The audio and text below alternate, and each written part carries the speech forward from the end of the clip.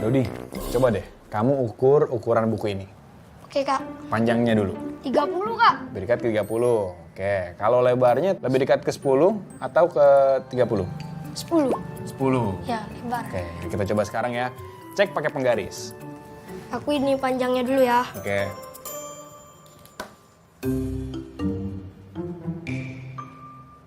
Yeay, panjang aku bener, Kak. Panjangnya bener. Ya. Berarti kalau coba lebarnya.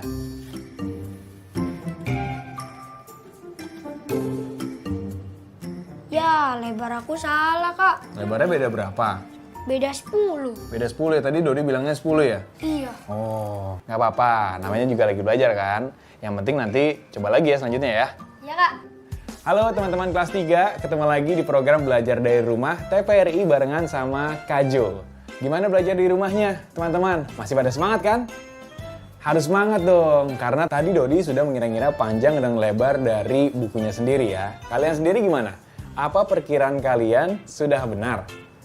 Ayah dan Bunda Hebat, sekilas tadi Kajo dan Dodi berlatih melakukan intuisi bilangan, yaitu suatu kemampuan yang berpikir secara luas dengan bilangan yang mencakup nilai besaran. Komputasi mental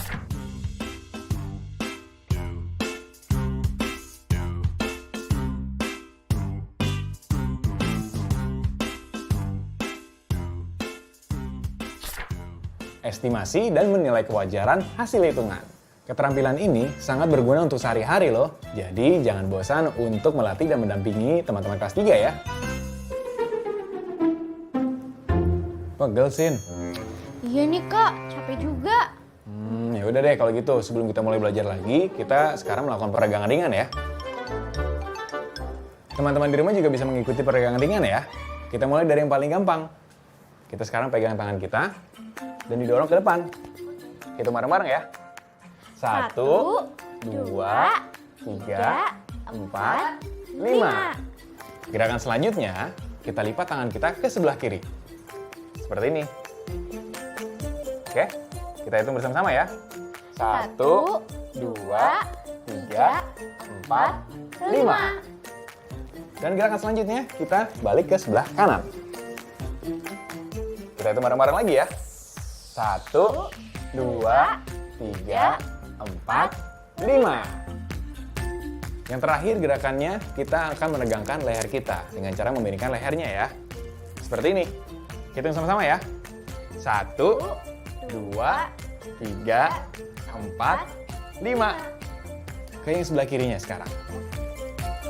1, 2, 3, 4, 5. Oke, sekarang udah ngerasain enakan belum nih? Iya, Kak. Badan aku jadi lebih rileks. Berarti sekarang udah enakan ya? Teman-teman di rumah gimana? Udah rileks juga kan? Nah, sekarang kita siapkan buku kerja dan alat tulisnya ya. Jangan lupa selalu berdoa sebelum belajar. Mati listrik. Ya. Ya. Listriknya mati. Terus belajarnya gimana dong? Eits, jangan sampai listrik padam membuat semangat kalian padam juga. Tetap semangat dong, ya. Ya. Sinta, tolong bawain lilin ke dapur. Iya, Bun. Lilin ada di mana sih, Kak? Lilin itu ada di gudang, di dalam laci lemari yang menghadap ke utara. Sinta jangan lupa bawa korek juga ya. Sama sekalian bawain lampu darurat yang ada di dalam gudang, di lemari yang menghadap ke utara. Lampu darurat berada di rak yang menghadap ke selatan. Lalu lilin sama koreknya berada di laci lemari yang menghadap ke utara. Betul. Oke. Sinta ini buat kamu jalan waktu lagi ke sana ya.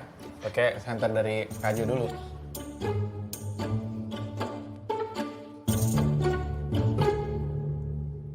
Utara. Selatan. Ini Kak, lampu darurat, lilin sama korek apinya. Terima kasih ya Sinta ya. Oh iya Kak, tapi kenapa sih barang-barang kayak gini disimpannya di gudang? Oh, karena gudang itu adalah tempatnya untuk naruh barang-barang yang sudah tidak terpakai. Tidak terpakai. Hmm. Tapi ini masih terpakai. Iya, untuk saat ini. Karena sekarang sedang listrik padam, makanya tadi Kak Jo minta Sinta untuk ambil barang-barang ini dari gudang. Kalau listrik sudah menyala, nah barang-barang ini akan ditaruh lagi kembali ke gudang. Oh gitu. Kalau teman-teman kelas 3 biasanya menyimpan barang atau benda yang tidak digunakan, itu di mana? Oh, oke. Jadi bisa diletakkan atau disimpan sesuai keadaan di rumah ya. Intinya, nanti saat barang-barang itu teman-teman perlukan, akan mudah mencarinya. Terima kasih loh atas pendapatnya teman-teman kelas 3. Yaudah, kalau gitu sekarang Kak Jo mau kasih lilin ini ke Ibu dulu ya. Iya Kak. Bentar ya.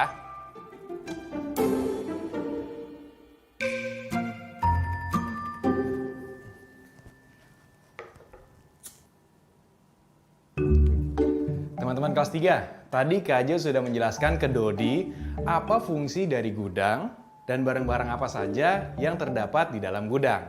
Gimana kalau kalian? Ada ruangan apa saja? Apa fungsi dari ruangan-ruangan tersebut? Dan ada barang apa saja yang terdapat dalam ruangan tersebut? Teman-teman bisa langsung saja isi jawabannya di lembar kerja. Dan nanti ayah dan bunda jangan lupa ya untuk berdiskusi dan juga memeriksa jawaban-jawaban dari teman kelas 3 ya. Duh, gelap ya Kak. Iya, gelap banget. Tenang, kan ada Kak Jo. Ini Sinta udah bawain lampu tenaga matahari nih. Mau coba nggak? Mau nggak? Kita coba ya. 1, 2, 3. Wah, Terang kan? terang banget. Terang kayak lampu beneran ya? Ya kan ini emang lampu beneran. Ini lampu darurat beneran. Bedanya ini adalah lampu darurat menggunakan tenaga matahari. Pakai tenaga matahari. Maksudnya? Jadi, aduh, kalau dijelasin sekarang kayaknya susah. Besok deh, Kak Jo jelasin waktu matahari udah terbit. Nanti Kak Jo akan jelasin sejelas-jelasnya cara ngisi baterainya ya. Oke Kak. Tapi buat gambarannya, Kak Jo akan coba bacain satu cerita yang pas banget sama kondisi kita hari ini. Yeay, saatnya membatik. Baca itu asik. Ya, betul. Buat teman-teman yang di rumah, membatik kali ini kita akan membaca interaktif. Jadi teman-teman di rumah jangan lupa untuk ikut menyimak bacaan kali ini ya. Karena nanti sewaktu-waktu Kak Jo bisa kasih pertanyaan ke kalian loh. Nah, apakah kalian udah siap? Siap. Gitu dong kalau gitu.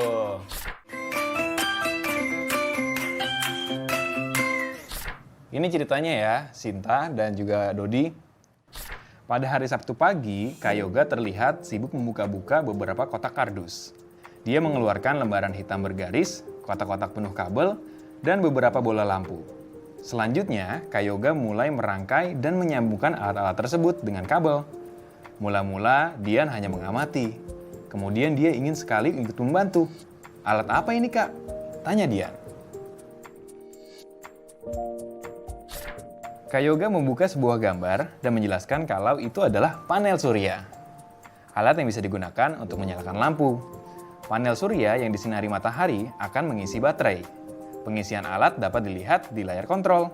Setelah terisi penuh, baterai dapat digunakan selama 5 jam. Namun, sebelum dipakai, alat harus mendapatkan sinar matahari selama 8 jam. Saat ini, penggunaan panel surya sudah mulai meningkat. Banyak alat yang dapat bekerja dengan memanfaatkan panel surya sebagai pembangkit listriknya. Penggunaan panel surya tidak hanya untuk keperluan rumah tangga, tetapi juga di bidang-bidang lainnya. Dia mengikuti Kak Yoga keluar rumah. Kak Yoga memasang panel surya di atas atap, tujuannya agar alat dapat berfungsi maksimal. Panel surya dipasang di tempat terbuka yang tidak tertutup pepohonan, kata Kak Yoga. Saat alat sudah terpasang, tiba-tiba langit mendung dan turun hujan. Panel surya belum bisa digunakan karena belum cukup mendapat sinar matahari.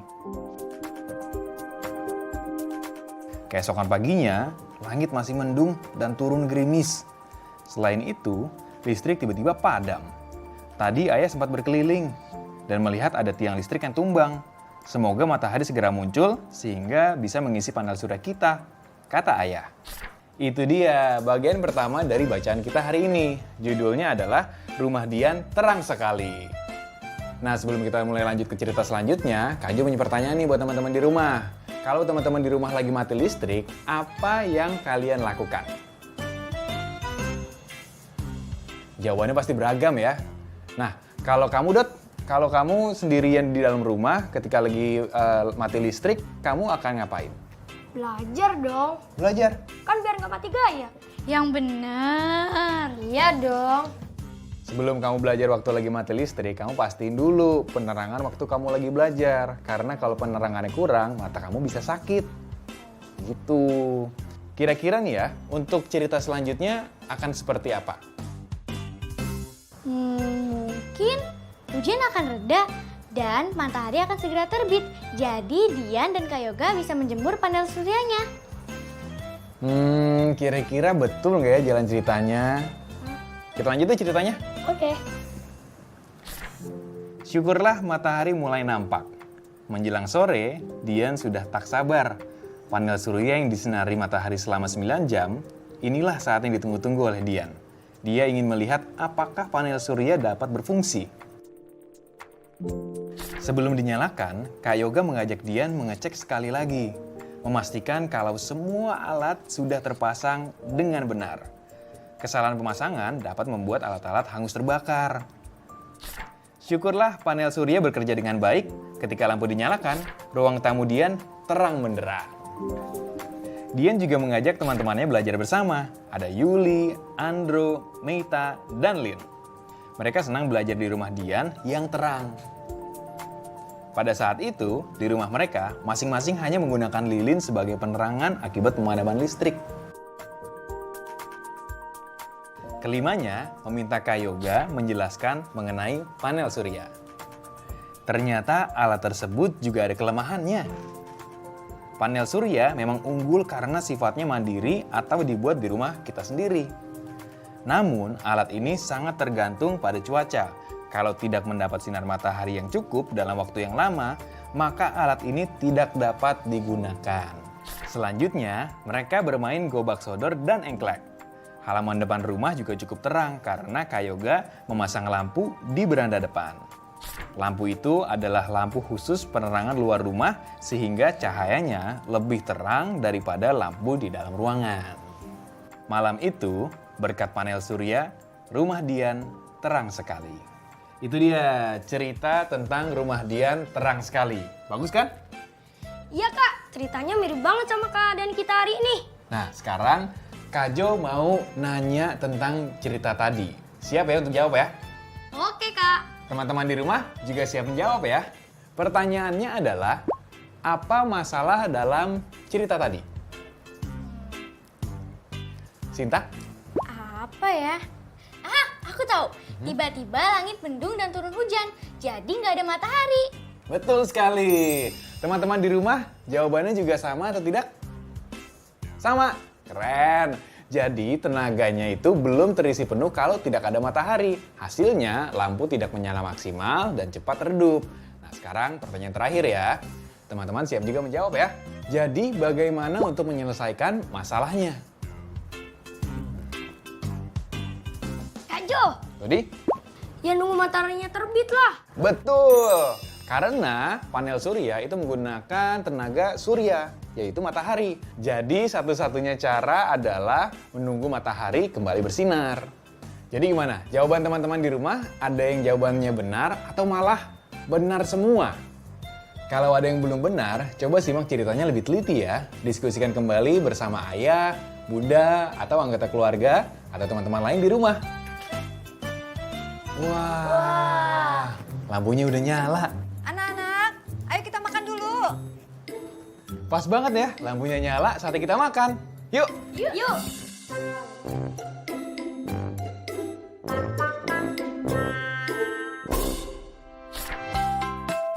Huruf berikut yang tidak termasuk huruf vokal adalah A, I, U, S, O.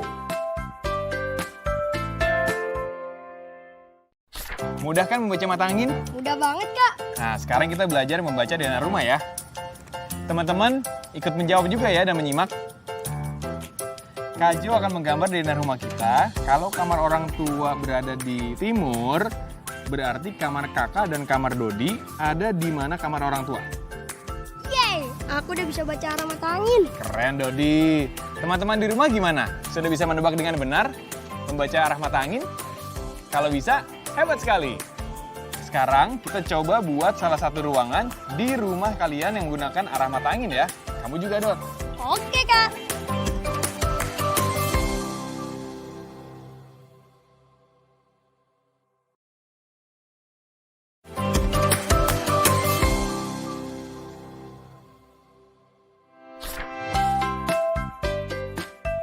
Jawabannya adalah huruf S. S. Kita bersih-bersih dulu nih. Ada. Dodi! Dodi! Kenapa, Sinta? Mana ya? Kak Jo lihat Dodi nggak? Dodi? Nggak lihat. Kamu udah cari kemana-mana emangnya? Udah Kak, udah dicari di mana-mana, tapi Dodi nggak ada. Bener kemana-mana. Udah sempet nyari keloteng belum? Loteng. Iya. Yaudah, kita cari yuk Kak Jo. Yaudah yuk.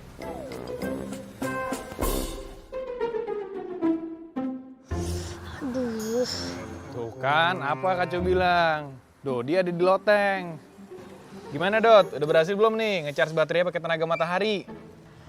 Tapi kok aneh ya?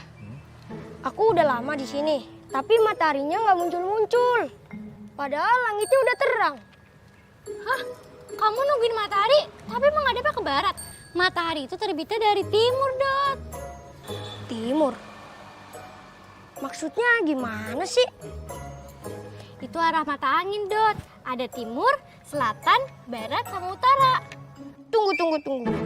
Kayaknya aku baru kenal sama kata-kata ini. Semalam juga kan? Kak Jo pernah bilang selatan sama utara. Sekarang timur sama barat.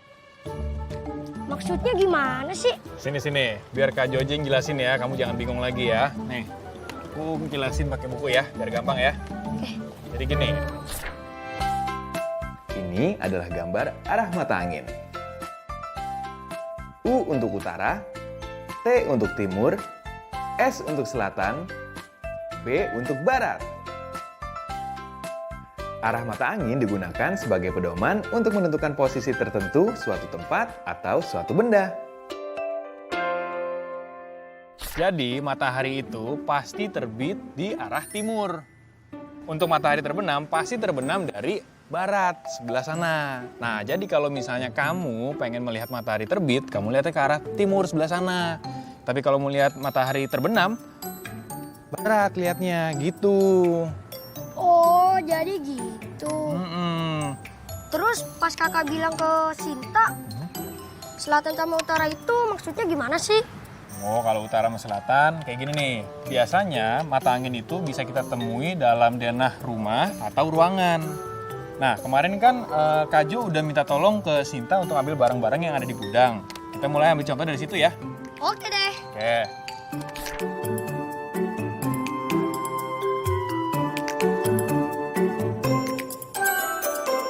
Nah, sekarang Kak Jo udah bikin denah sederhana gudang rumah kita nih. Sekarang tebak ya pertanyaan kakak. Oke deh. Teman-teman di rumah juga ikut menjawab ya. Tadi kan kakak udah bilang lampu darurat ada di dalam rak yang menghadap ke selatan. Berarti lemari yang mana? Menurut mata angin, yang menghadap selatan itu berarti lemari A kan kak? Betul, lemari A. Jadi lampu darurat itu terletak di lemari A yang ada di utara, menghadap ke arah selatan. Nah, pertanyaan selanjutnya, kalau untuk lilin dan korek api yang ada di laci lemari yang menghadap ke utara, berarti lemari yang mana?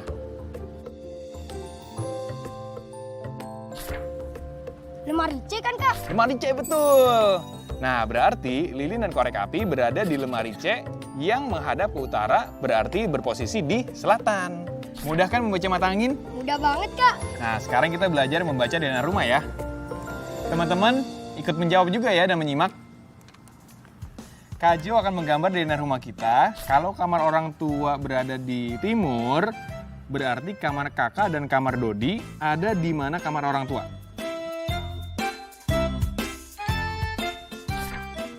Di barat kan, Kak? Betul. Kamar Kajo dan Dodi berada di sebelah barat kamar orang tua, di sebelah sini nih. Lalu kalau kamar Sinta berada di utara, berarti kamar mandi berada di mananya kamar Sinta? Itu selatan kan?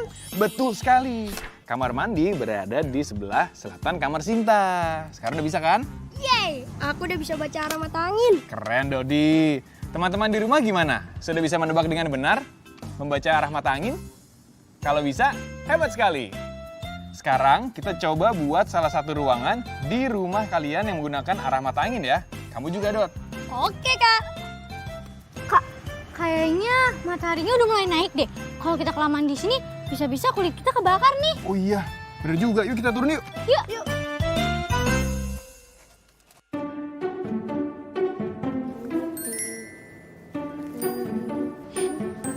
Gimana, Dodi? Udah selesai belum bikin denahnya? Udah dong, Kak. Nih, Coba Kak Jo lihat sekarang. Wah, udah bagus nih Dodi nih punyanya nih. Udah jago berarti sekarang ya. Coba, apa yang udah kalian pelajari dari kemarin malam? Kalau aku sih jadi tahu soal ruangan. Seperti semalam, pas Kak Jo suruh aku ambil barang-barang di gudang. Aku jadi tahu fungsi gudang dan barang-barang yang ada di dalamnya. Betul. Kalau kamu, Dot? yang semalam aku belajar menghitung perkiraan ukuran buku, Kak Jo. Oh, kalau kosakata baru ada nggak?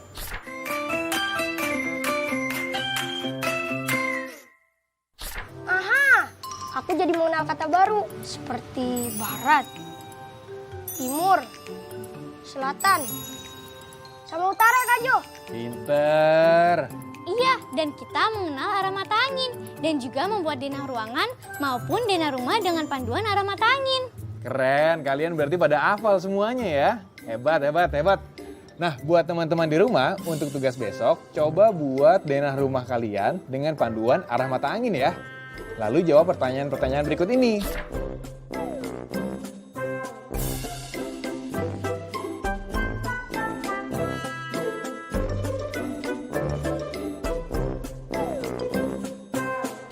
Teman-teman bisa loh ajak ayah bunda, adik, kakak, atau anggota keluarga lainnya yang ada di rumah, pasti akan tambah seru mengerjakan tugasnya.